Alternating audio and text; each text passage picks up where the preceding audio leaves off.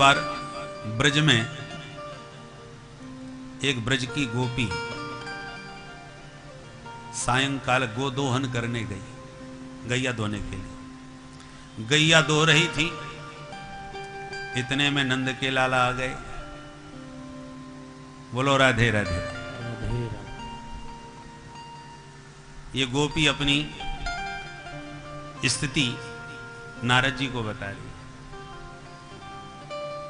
यमुना के तट पर गोपी ध्यान लगाए बैठी थी। नारद जी वहां से निकले तो नारद जी ने देखा, मैंने साधु संतों को तो ध्यान लगाते बहुत देखा, ये गोपी किसका ध्यान लगा रही है। और आश्चर्य इस बात का भी है कि ध्यान जिस परमात्मा का किया जाता है वे नंदनंदन तो इन गोपियों के आगे पीछे भागते डोलते हैं। तो जब आगे पीछे जो दौड़ रहे हैं उनका ध्यान संत कर रहे हैं, तो ये गोपी उनको छोड़ के किसका ध्यान कर रही है। इसलिए नारद जी आगे खड़े हो गए। थोड़ी देर में ब्रज गोपी ने नेत्र खोल के नारद जी को देखा तो प्रणाम किया। तो नारद जी ने पूछ दिया, देवी जी किसका ध्यान कर रही थी। ब्रज गोपी हाथ जोड़ के बोली, बाबा मैं का जानू ध्यान व्यान का होए। तो फिर आंख बंद करके क्या कर रही थी। गोपी बोली, महाराज मैं तो आफत की मारी बड़ी परेशान हूं, सो अपनी समस्या को समाधान ढूंढ रही हूं बैठी बैठी। तो तुम्हारी समस्या क्या है। गोपी बोली, महाराज मेरी समस्या बहुत तगड़ी है, आप समाधान बताओ तो सुनाओ, नहीं तो अपनी व्यथा सुनाए हुए का फायदा। नारद जी बोले, संसार की कोई समस्या नहीं जिसका समाधान नारद पर न हो, तो बताओ अपनी बात बताओ, क्या समस्या है। गोपी बोली, तो बैठो महाराज मैं सुनाऊं। मेरी सबसे बड़ी समस्या है नंद को छोरा, या नंद के छोरा ने ऐसी नाक में दम कर राखी है कि आके चक्कर में मुंह पे घर को कछु काम ही ना हो। अब आज की सुन लो। और सुना भी लगी बेचारी नारद जी को। आज मैं शाम के वक्त जैसे गैया धोबे को गई, मैं गैया धोबे लगी, सो नंद को छोरा मेरे बगल में आके खड़ो है गयो और तिरछी चितवन से निहार तो भयो मोते। बोलो, अरे भाभी अब सबरो ही दूध दोह लेगी, मैं भी सवेरे को भूखो डोल रहा हूं आज, ने मोइये पे वायद है। मैं बोली, अरे कन्हैया तू भूखो है, चल मेरे पास बैठ, धारोष्ण दुग्ध पान कराऊंगी। मुंह खोल। नंद को छोरा मेरे बगल में मुंह फाड़ के बैठ गयो। मैंने सबरो दूध बाके मोहड़े में दो दियो। मैं दोती गई, वो गटागट पी तो गयो। मैं भी बड़ी प्रसन्न भई कि भूखो है कन्हैया, ताजो ताजो बढ़िया धारोष्ण दुग्ध पी के प्रसन्न है जाएगो। मैं दोती गई, वो गटागट पी तो गयो। इतने में मेरी सास आ गई।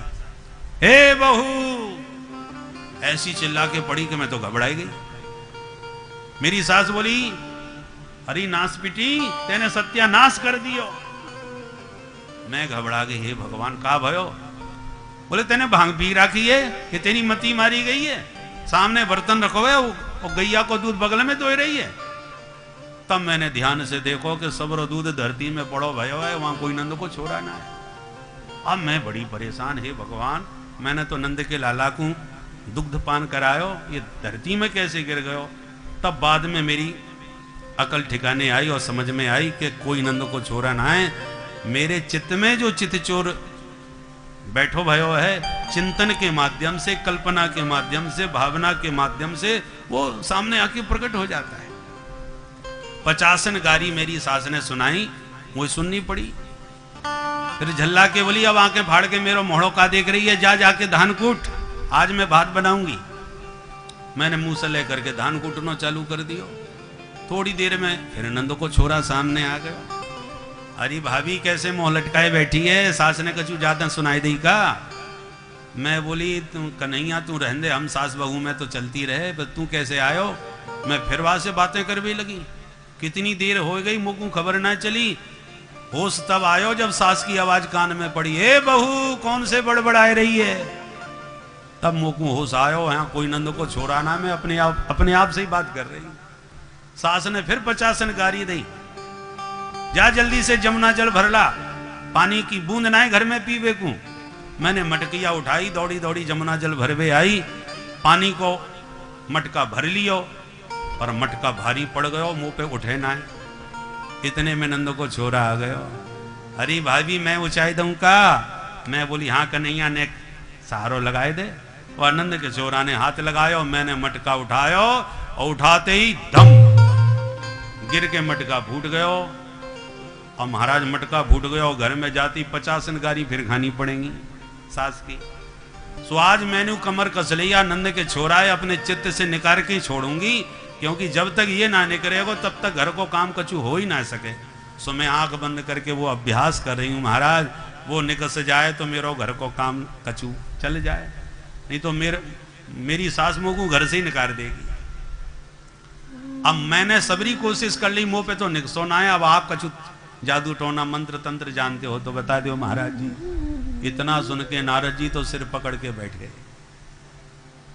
नारद जी मन में सोचने लगे कि बड़े बड़े अमलात्मा, बिमलात्मा, महात्मा, योगींद्र, मुनीन्द्र, ज्ञानी, ध्यानी, संत, सन्यासी दिन रात जिसके चरणों की एक झलक पाने के लिए ललचाते हैं, तमाम समाधि लगा करके दिन रात प्रयास कर रहे हैं, घर परिवार छोड़ के शरीर में राख लगा के जंगलों में बैठे हैं, एक झलक जो नहीं पाते, उसी परमात्मा को अपने हृदय से निकालने के लिए समाधि लगा रही है।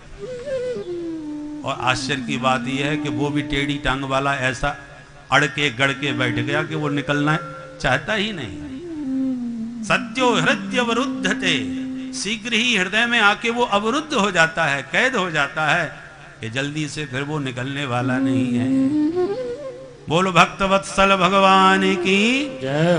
तो इस कथा के श्रवण से यस्या श्रवण मात्रेण हरिश्चित्तम समाश्रयेत, ये कथा हरि को चित्त में अवरुद्ध करने वाली है, हृदय में उतार देने वाली कथा है। कथा का महात्मा गान कर ही रहे थे कि उसी समय चमत्कार हो गया।